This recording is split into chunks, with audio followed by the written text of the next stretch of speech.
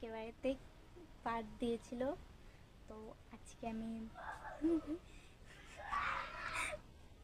পরমাদের ঘরেই যাইনি। তো এখন আমার অবস্থা কি হবে আমি খালি ভাবছি, কি বলবে। আমি এখন যাবো।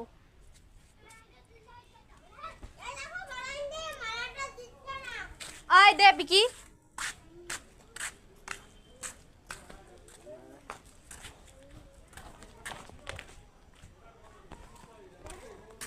কি বলে শুনো।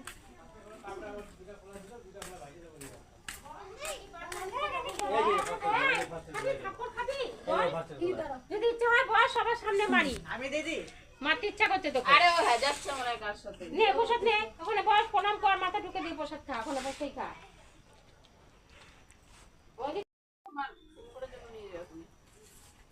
হ্যাঁ এবার তুমি একটা পাতা নিয়ে নাও, গিয়ে যা থাকে রেখে দাও। তুমি নাও, ভালো করে প্রণাম করো।